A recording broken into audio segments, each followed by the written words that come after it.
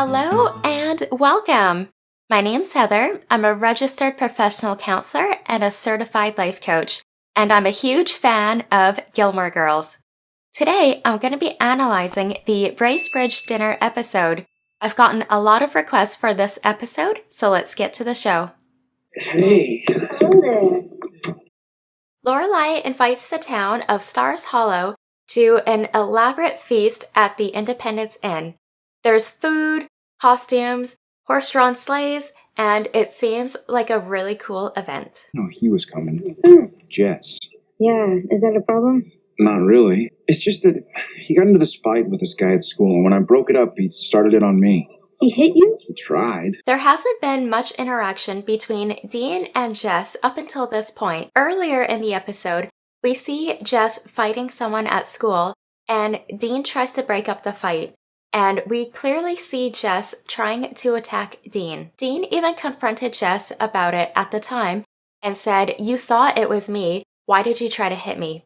And Jess said that he had momentum. Instead of apologizing, he justifies why he tried to attack Dean. I guess Dean could have minded his own business and not interfere with the fight, but I think he was trying to do the right thing so that nobody would get hurt.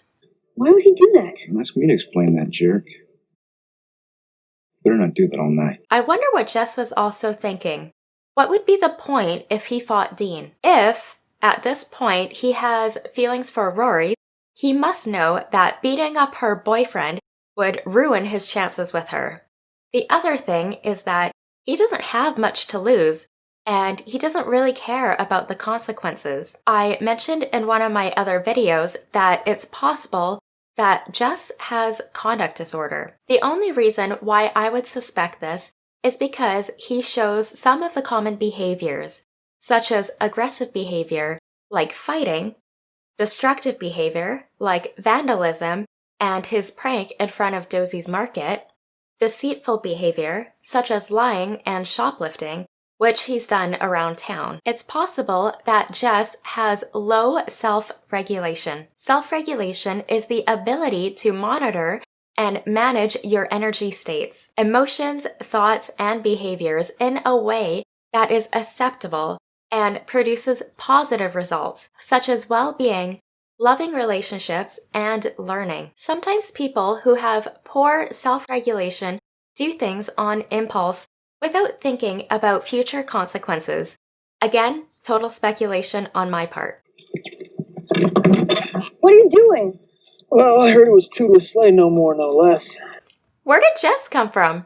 Was he hiding behind a tree waiting to see if Rory would end up alone on a sleigh ride so he can hop on? I can jump out if you want. Doesn't matter to me. You mad at me or something? What do you think?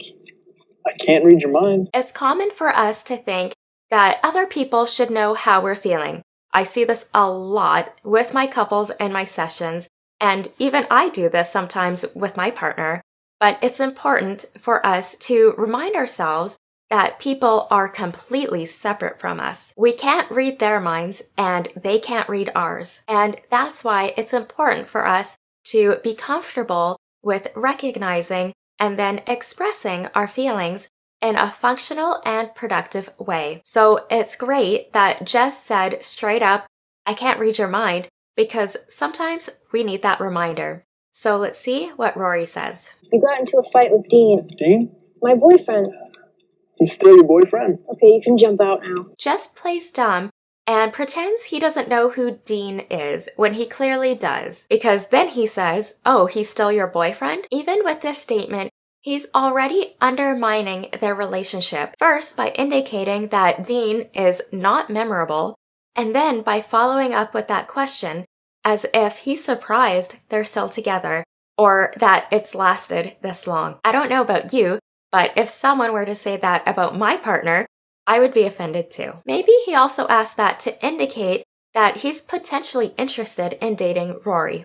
Who knows? Wasn't fighting him, I was fighting someone else. He jumped in on his own. He was trying to help you. Jess deflects and says that it was Dean's fault for involving himself in the fight, and we see Rory is trying to defend Dean's intentions behind why he did it. She could have also been more direct and say something like, "Don't beat up my boyfriend," or "Leave him alone." This would have been a good opportunity for Rory to be assertive and tell him what she wants. A lot of the time, people don't know how to be assertive. They associate being assertive as a bad thing, or they picture being assertive as yelling or being bossy.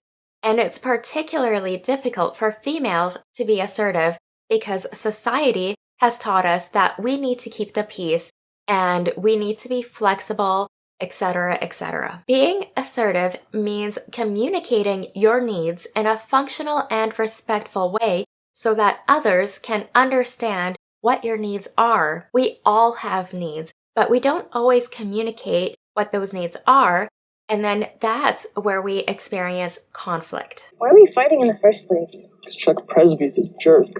You were fighting Chuck Presby? Yeah. Oh, he is a jerk. I don't know if getting into a fight because someone is a jerk is a good enough reason to. Maybe we didn't see what this guy said or did to Jess, so it's possible that this other guy instigated the fight, or he provoked Jess enough to react this way. Now, the other thing is that since Rory agrees with Jess that this guy is a jerk, it's almost as if she was giving her approval for Jess to fight him. School's out, and you don't like it here, so why don't you just go home? My mom didn't want me to. I don't believe that. That's your right, I guess. Jess has a complicated relationship with his mom. Up until this point of the show, we don't really know much about her, except for the fact that she told Luke that Jess was getting in a lot of trouble, and she thought it would help if he lived with Luke. We can see that Jess is still getting into trouble, and it's hard to assess whether or not this is the same kind of degree of trouble he was getting into back home, so we don't know if he's actually doing better or not. But it's really sad that his mom doesn't even want him back for the holidays. I can only imagine how hurtful that can be to a child or a teen, and it can be quite damaging to someone who's growing up, who's trying to figure out their identity, and for someone who may not have a stable home environment. I'm not surprised that he would be acting this way, and it would support the theory of him having poor self-regulation because that ability to have self-regulation is fostered when we're kids. Luke told me it was his idea that I should stay. It wasn't his idea. We're seeing a softer side to Jess as he shares with Rory why he's still in town during the winter break, which shows a level of comfort and trust from Jess. This can also make Rory feel compassion or sympathy for Jess, and I'm sure he hasn't told anyone else this, so this moment can help strengthen their bond. Hey, what do you and Dean talk about? What? Does he know Bjork? I played him some stuff. So you got a teacher-student thing going. Stop. I think he's trying to assess how compatible they are compared to him and Rory, and he's also finding opportunities to continue to undermine her and Dean's relationship again. This time by saying that there's a power difference in that it's a similar relationship as a teacher-student, and implying that they're not equal as partners. Really, I'm curious. What do you guys talk about? Everything. Like... Just everything. Tons of stuff. Whatever. Rory is getting defensive again, and rightly so. Jess is either trying to raise doubt in her relationship with Dean, or he's actually curious. Rory is being very vague about her answers by saying that they talk about everything. And honestly, she doesn't need to give Jess any details if she doesn't want to. What do you think were Jess's intentions? Let me know in the comments below. It's just in the brief non-pugilistic time I've spent with him in class, he just doesn't seem like your kind of guy. Well, he is my kind of guy. He's exactly my kind of guy. Jess says that he doesn't think Dean is Rory's type, so why would he say this? He could be planting seeds of doubt in Rory. He doesn't really know Rory or Dean because they haven't interacted much so far, and there was only a handful of times where Jess and Rory actually talked briefly up until this point. So by him saying that, it isn't friendly advice or input from a longtime friend or family member. It seems that his intentions wasn't out of someone who was concerned for her. It was to either further his own personal agenda, which is to get close to Rory. It's possible that he already has feelings for Rory, and he's doing what he can to get Dean out of the picture, and he's going to use these tactics in order to make it happen. So I guess we're off. I guess so.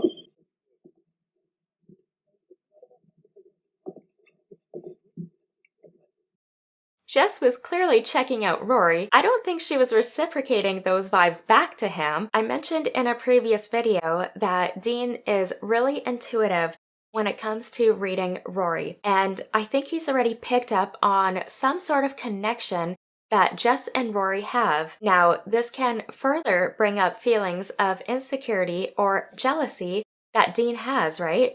We've already seen that come out with the whole Tristan thing. It's not because Dean is controlling that he gets insecure or jealous, but rather there's a deep hurt there that hasn't been addressed, either from his past or in his relationship with Rory. Usually, if these insecurities don't get addressed, they will continue to show up, and we'll see some of these examples later on. Next week, I'll be analyzing the picnic basket auction episode where Jess outbids Dean for a romantic lunch with Rory. This has been a highly requested video, so don't forget to subscribe to my channel if you haven't already, and give this video a thumbs up. In the meantime, check out my other therapist reviews videos, and I look forward to seeing you in the next one.